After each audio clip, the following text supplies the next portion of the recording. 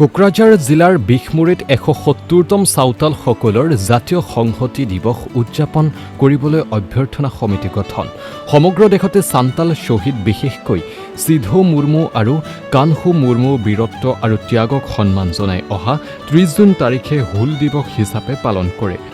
অসমৰ বৃহত্তৰ আদিবাসী জনগোষ্ঠীটোৱে বিগত সময়ছোৱাৰ দৰে এইবাৰো সদৌ আদিবাসী ছাত্ৰ সন্থা কোকৰাঝাৰ জিলা সমিতিৰ উদ্যোগত আৰু স্থানীয় ৰাইজৰ সহযোগিতাৰে ১৭০তম চাওতাল জাতীয় সংহতি দিৱস কোকৰাঝাৰ মহকুমাৰ বিঘমুৰিৰ জয়পুৰ সিধু কানহু খেলপথাৰত আগন্তুক জুন মাহৰ ৩০ তাৰিখে অনুষ্ঠিত হ'ব।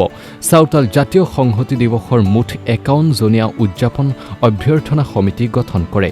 উক্ত অভ্যৰ্থনা সমিতি গঠন অনুষ্ঠানত আছাৰ কেন্দ্ৰীয় সমিতিৰ ভাৰপ্ৰাপ্ত সভাপতি ৰেজান হৰ, সাকাৰিয়া চৰেন, জিলা সমিতিৰ সভাপতি পাউল টুডু লগতে বহু গণ্যমান্য ব্যক্তি উপস্থিত আছিল।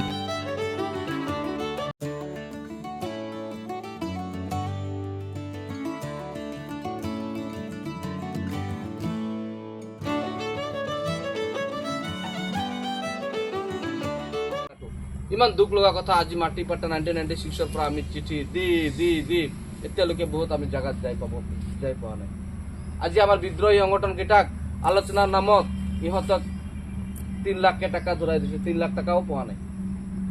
এইটোতো আমি সন্তুষ্ট নহয়। আশা আজি যিটো আদিবাসী একট কৰিছে তাতেও মানে ১,০০০ কোটি টাকা দিম বুলি ক'লে তাতেও আমি সন্তুষ্ট নহয়। কাৰণ আজি বেলেগ বেলেগ বিদ্ৰোহী সংগঠন মই বেয়া পোৱা নাই, আলফা হওক, NDP হওক আৰু BLT হওক, ইহঁতে হাজাৰ হাজাৰ বিঘা মাটি দখল কৰিছে, হাজাৰ হাজাৰ মাটি ভাগ কৰি দিছে। আমাৰ কেইটা কি দিছে? তো এইটো কি হয়? চৰকাৰে কি দেখাব বিচাৰে, আমাক কি ক'ব বিচাৰে? আমি দুখ পাই আছো চৰকাৰক। হয়তো আমি কিবা এটা কাৰণত আমি এতিয়ালৈকে চুপচাপ আছো। আমি চৰকাৰক এনেকুৱা এটা শিক্ষা দিব লাগে য'ত আমাৰ ভাইসকলক সন্মানেৰে যিমান সন্মান দিছিল পেপাৰে পত্ৰ মিডিয়াত, এই সন্মানটো আমি কিন্তু আমাৰ ভাইসকল পোৱা নাই। নাপাইছে? বিদ্ৰোহী সংগঠন পাইছে, আমাৰ আলনা আপা SDF এনেকুৱাতো সন্মান আমি পোৱা নাই য'ত আমাক এটা ধৰ বেলেগ আলফাক যেনেকৈ আপোনাক গেটটো দি দিছে। আমাক কি দিছে? বিজলী গেটটো আলফাক দি দিছে, চালফাক দিছে।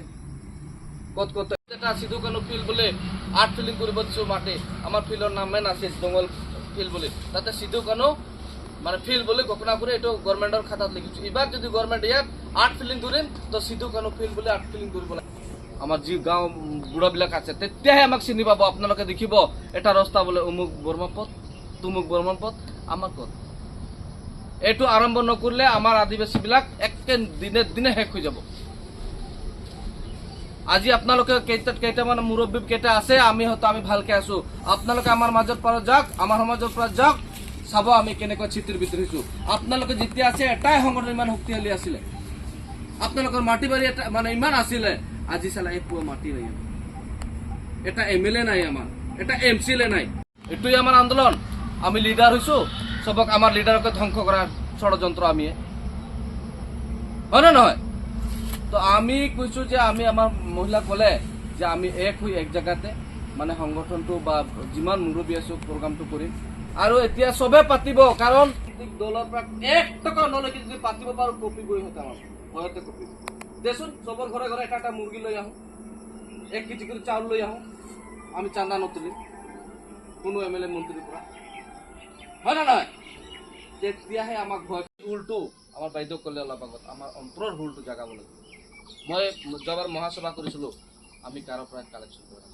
এইবাৰ আমি ধৰ যিবিলাক প্ৰগ্ৰামবিলাক কৰি আছো সদৌ অসম আদিবাসী ছাত্ৰ সন্থা, ভাবিছোঁ কোনো পলিটিকেলক আমি যদি নামাতো, বেয়া যদি নাপায়, আমাৰ যিমান মুৰব্বীবিলাক আছে, আমাৰ যিমান বিদ্ৰোহী সংগঠনৰ মুৰব্বীবিলাক আছে, যিমান সংগ্ৰামী নেতাসকল আছে, ইহঁতকে মাতি অলপ ক'ব দিলচোন। এইবাৰ বহুতো আমি হাগ্ৰামাক ক'ব দিলোঁ, সৰ্বানন্দকক ক'ব দিলোঁ, চব ডাঙৰ ডাঙৰ মন্ত্ৰীকেইটাক ক'ব দিলোঁ, একেই আছো।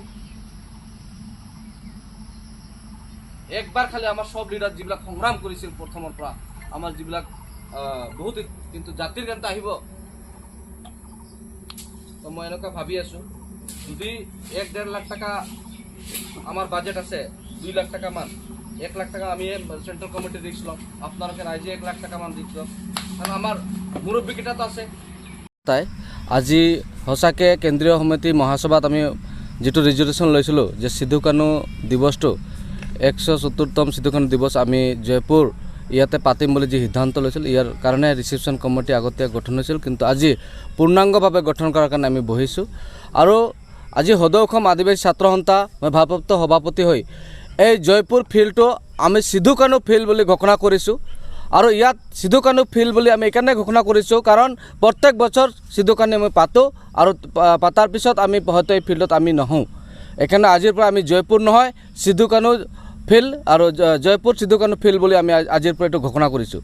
সদৌ অসম আদিবাসী ছাত্ৰ সন্থাই আজি আমি লোকেল যিমান গাঁওবুঢ়া আছিল আৰু যিমান আমাৰ দল সংগঠন আছিল এই দল সংগঠনৰ একমত হৈ আমি এই প্ৰগ্ৰামটো পাতিবলৈ গৈছোঁ। আৰু আমাৰ আদিবাসীসকলৰ যি দুখ বেদনা আছে 1996ৰ পৰা আৰম্ভ কৰি আজিলৈকে যিবোৰ মানুহ আজি ন্যায় পোৱা নাই, মাটি পাট্টা পোৱা নাই বা যিবিলাক আমাৰ মাজৰ পৰা হেৰাই গৈছে ইহঁতেও আজিলৈকে কোনো ক্ষতিপূৰণ বা আমি ন্যায় পোৱা নাই ইহঁতৰ। আজি আমি দেখিবলৈ যোৱাকালি গৈছিলোঁ জাষ্টিন লাকৰা আৰু বস্কো চেয়াৰমাৰ্ক বদন হাজদা ইহঁতৰ গাঁওবিলাকত যদি আপোনালোকে যাব দুখ লগা কথা ইহঁতৰ ফেমিলিত কি অসুবিধা হৈছে। আজি য'ত য'ত আদিবাসী আছে ত'ত আদিবাসীসকলৰ ৰাস্তা ঘাট নাই। আমি BTC চৰকাৰে কৈছে ছুইজাৰলেণ্ড বনাম, আপোনালোকে একদিন আহক বস্কো চেয়াৰমাৰ্ক গাঁৱৰ জাষ্টিন লাকৰাৰ গাঁৱত, তাতে ভালকৈ ছুইজাৰলেণ্ড আমি দেখাবলৈ পাম। কাৰণ সদৌ অসম আদিবাসী ছাত্ৰ সন্থা এই হুল দিৱসৰ দিনাই আমি ঘোষণা কৰিম যে BTC চৰকাৰ বা অসম চৰকাৰে BTCৰ আদিবাসীসকলক কিমান দৰদী আছে, কিমান ইহঁতৰ আমাৰ আদিবাসীৰ ওপৰত এটা মৰম চেনেহ আছে। ইহঁতে যেনেকুৱা মিডিয়াত ছ'চিয়েল মিডিয়াত কয় আমাক দুখ লগা কথা আজি আপোনালোকে গ্ৰাছ ৰুটত যাব এই অঞ্চলৰ মানুহ এটা মাটি পাট্টা পোৱা নাই কিয়? সদৌ অসম আদিবাসী ছাত্ৰ সন্থা এইটোৱে আমি কোৱেশ্যন কৰিব বিচাৰোঁ। ইয়াত বহুত ডাঙৰ ডাঙৰ নেতা কৈ গৈছে যে আদিবাসীৰ বিভিন্ন সমস্যা প্ৰত্যেক ইলেকশ্যনত আমাক প্ৰতিশ্ৰুতি দিয়ে, কিন্তু আমি সদৌ অসম আদিবাসী ছাত্ৰ সন্থা কৈছোঁ আজি এই হুল দিৱসটো আমি নিজে গাঁৱৰ পৰা চান্দা উঠাই হ'লেও এই হুল দিৱসটো পাতিম বুলি আমি আজি মানে প্ৰতিজ্ঞা কৰিছোঁ। আমি সদৌ অসম আদিবাসী ছাত্ৰ সন্থা ভালে পাইছোঁ যে হুল মাহ দিৱসটো প্ৰত্যেক ঘৰে ঘৰে প্ৰত্যেক চকতে পাতিব লাগে। আমি বেয়া পোৱা নাই, আমি ৱেলকাম কৰিছোঁ, সব জেগাতে যাব লাগে। এইটো এনেকুৱা এটা হুল দিৱস জাগৃতি হ'ব লাগে যে সিধু কানু কি কৰিছিল প্ৰত্যেক গাঁৱে গাঁৱে আৰু প্ৰত্যেক চহৰে গম পাব লাগে হুল দিৱস কি হয় আৰু সিধু কানু কোন হয় এইটো জানিব লাগে। এইটোৱে কৈছোঁ সকলোৱে হুল দিৱস য'তে পাতি আছে যি জেগাতে পাতক আপোনালোকে চবেই ওলাই আহক আৰু আমি সিধু কানুক সন্মান জনাম। আৰু আমাৰ যি অধিকাৰ আছে এই অধিকাৰ কি কাৰণত ইহঁতে আমাৰ কাৰণে যুঁজিছিল এইটো আমি জানিব লাগে। ক'ব বিচাৰিছোঁ অসমৰ আদিবাসীক টি ট্ৰাইব বুলি যিটো ঘোষণা কৰিছে আৰু টি ট্ৰাইব বুলি যিটো কয় আপোনালোকে আজি দেখিবলৈ পায় যে আজি আমাৰ ভাৰতবৰ্ষৰ ৰাষ্ট্ৰপতি দ্ৰৌপদী মুৰ্মু, য'ত আমাৰ ট্ৰাইবেল মিনিষ্টাৰ জুৱেল ওৰাওঁ আজি ভাৰতত থকা আদিবাসীসকলক যি টি ট্ৰাইব বনাই আমাৰ আদিবাসীসকলক ধ্বংস কৰিব যি ষড়যন্ত্ৰ কৰিছে, যেনেকৈ আমি আজি এইটোৱে ক'ব বিচাৰিছোঁ যে ভাৰত সংবিধানটো অসমৰ কাৰণে হয় না নহয় এইটো আমাক সন্দেহ আছে। কাৰণ বেলেগ জনগোষ্ঠীয়ে এই অধিকাৰটো পাই আছে, উৰা মুণ্ডা চান্তাল খাৰিয়া বেল এইবিলাক কিয় বঞ্চিত হৈ আছে? কাৰণ আজি আপোনালোকে দেখিব এইবাৰ মেডিকেল কোটাত আমি দেখিবলৈ পাইছোঁ টি ট্ৰাইব বুলি যিবিলাক মানুহ কোটা পাইছে, ক'তবা আমি দেখিবলৈ পাইছোঁ গগৈ, ক'তবা পাইছোঁ আমি ফাল্লা, ক'তবা পাইছোঁ চিন্না। কাৰণ আজি অখিল গগৈ নিচিনা মানুহক যদি টি ট্ৰাইব বনাব পাৰে, তৰুণ গগৈ ল'ৰা আমাৰ গৌৰৱ গগৈক যদি টি ট্ৰাইব বনাব পাৰে তো ভালে পাইছোঁ। আজি টি ট্ৰাইব বুলি ইহঁতে নিজকে কৈ আছে। আজি ইহঁতে তেনেহ'লে আজি টি ট্ৰাইবৰ কোটাত যদি ইহঁতে আহি সোমাই আছে আমাৰ কোটাবিলাকত, তো এইটোৱে আমি স্পষ্টকৈ দেখিবলৈ পাইছোঁ যি আমাৰ আদিবাসীসকল জনজাতিকৰণ যিটো লিষ্ট আছে এই হিচাপত দিলেতো আজি এই টি ট্ৰাইবটো আমাৰ কোন কোন হয় স্পষ্ট হৈ যায়। আৰু মেডিকেল কলেজ বা ইউনিভাৰ্চিটিত এই সব কোটাতে ইহঁতে টি ট্ৰাইবৰ নামত বেলেগ জনগোষ্ঠী সোমাই আছে। 3% যিটো ঘোষণা কৰিছে অসম চৰকাৰ, এই 3%তো গগৈ আৰু বিভিন্ন জনগোষ্ঠী সোমাই কিনে আমাৰ যিবিলাক কোটা আছে আদিবাসীক যি ধ্বংস কৰা ষড়যন্ত্ৰ, এই ষড়যন্ত্ৰটো আমি ইহঁতে ছাকচেছ হ'ব। এইকাৰণে সদৌ অসম আদিবাসী ছাত্ৰ আহ্বান কৰিছে আমাক ST হিচাপে ঘোষণা কৰক, উৰা মুণ্ডা চান্তাল খাৰিয়াসকল যিমান আছে সকলোকে আমাক ST দিয়ক, তেতিয়া স্পষ্ট হৈ যাব অসমত কোন কোন কোন জনগোষ্ঠী হয়। সদৌ অসম আদিবাসী ছাত্ৰ সন্থা দুটা ভাগ বুলি যিটো কৈ আছে, আমি দেখিবলৈ পাইছোঁ যে ষ্টিফান লাকৰাৰ লগত যিজন দেবেন্দ্ৰনাথ ছেক্ৰেটাৰী আছিল আৰু ভাইচ প্ৰেছিডেণ্ট আছিল, যোৱাকালি বাবলু মুণ্ডা অৰ্গেনাইজিং ছেক্ৰেটাৰী আছিল।